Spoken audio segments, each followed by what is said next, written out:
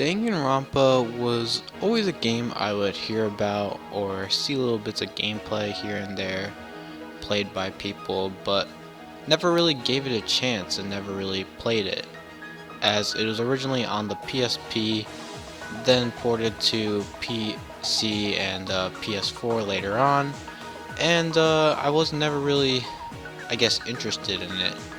But recently, Spike Chunsoft, the creators who made Danganronpa, had a pretty big sale on all their games on Steam, being anywhere from around 80% off, which I think Danganronpa was 80% off, and so I decided to buy it, and I wasn't disappointed, as these were the same people who made the Zero Escape series, which I really enjoyed, especially Zero Escape Virtue's Last Reward, being one of my favorite visual novels slash games that Spike Chunsoft made.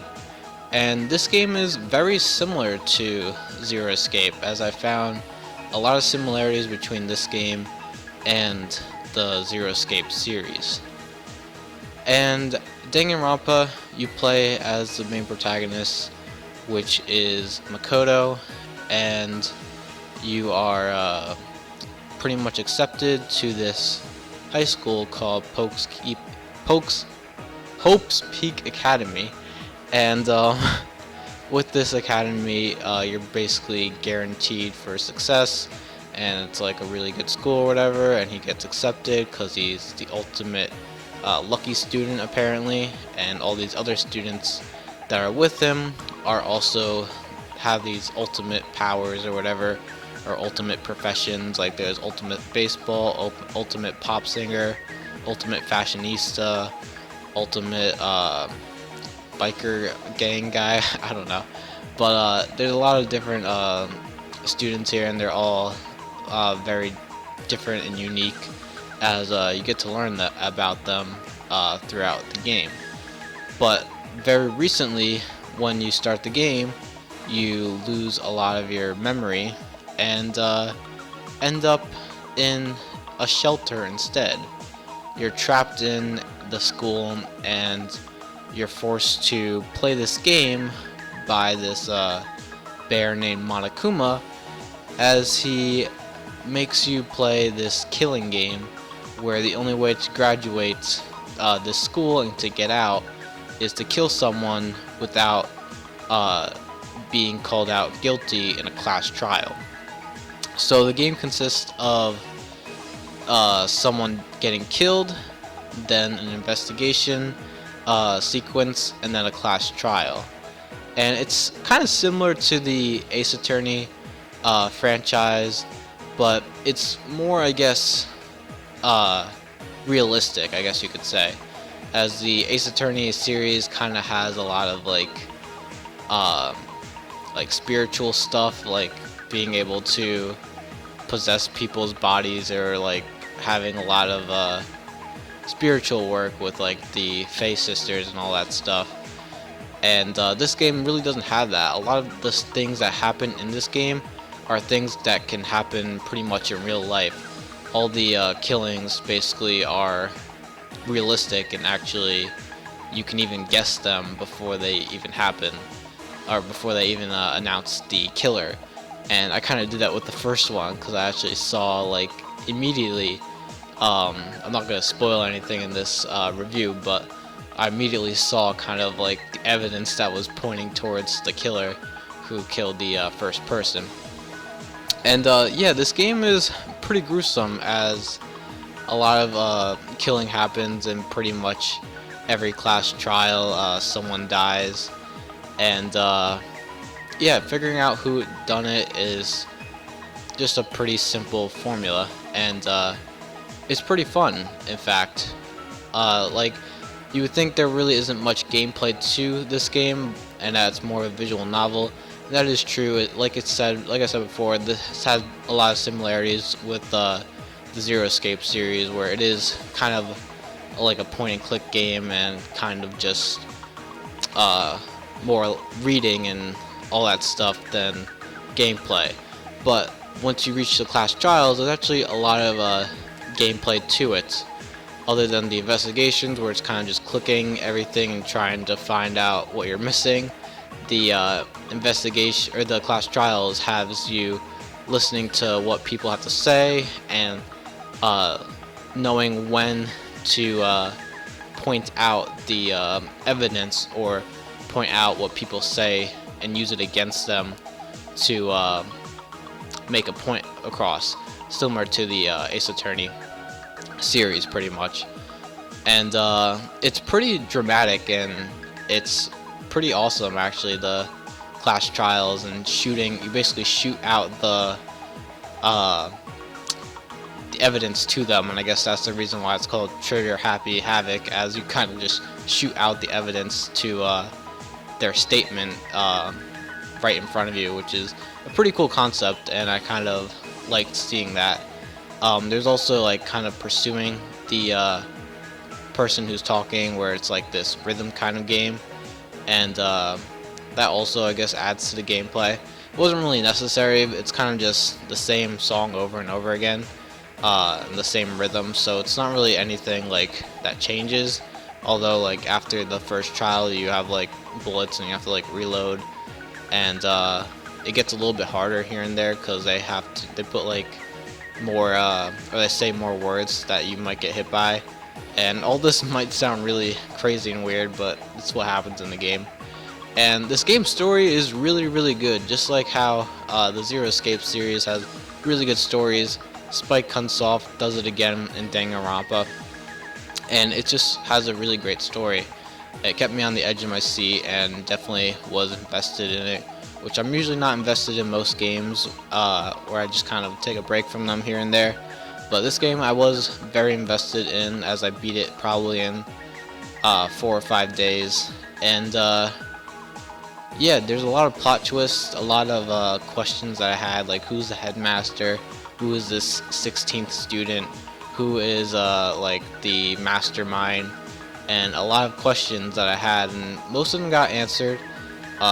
Some of them I had to like think about first and then realize the answer. Like what you see in the beginning of the game doesn't really make too much sense, like the first cutscene, but you then realize like at the end of the game it makes a lot of sense and everything that's going on.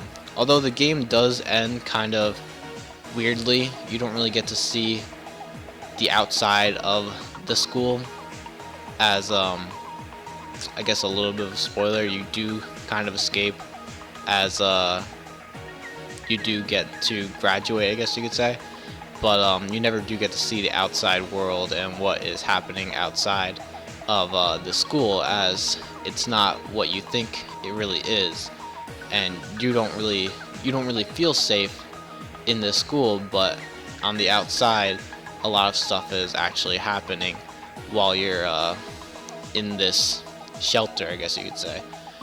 And I'm not going to spoil it too much, but a lot of stuff goes on, and a lot of fun, weird, and crazy stuff happens that definitely shocked me and was definitely crazy, but a lot of it was kind of realistic.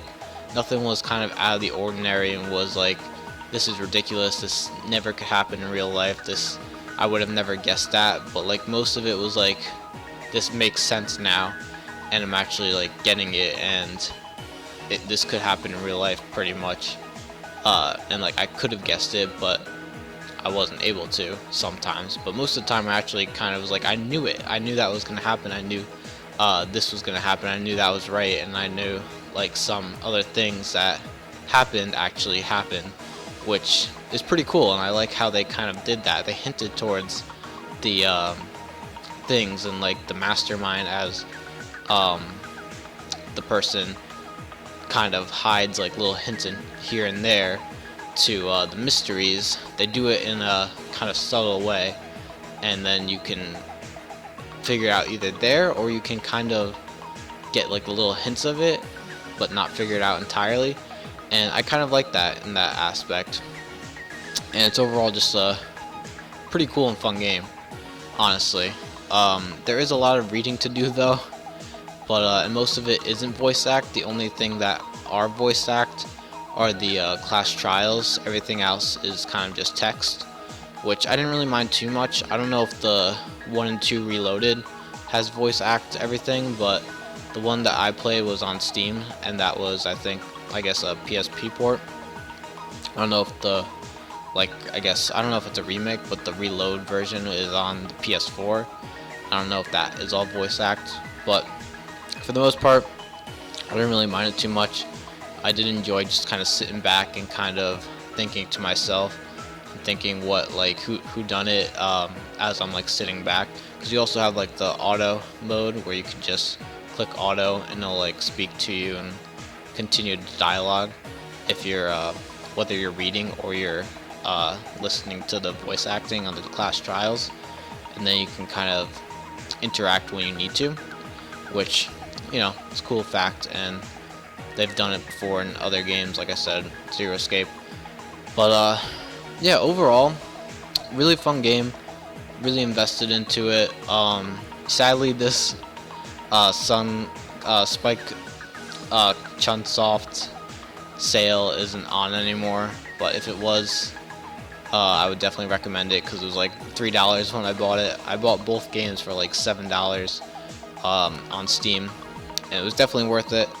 It's also a pretty long game too. I think it took me like around 30 hours to beat, so it's a pretty long game, and it's got a lot of dialogue and content for you to keep being entertained and keep being interested in, and honestly such a great visual novel, to be honest, and it's much more interesting and much more action-packed than like Phoenix Wright or any of the other kind of murder mystery games.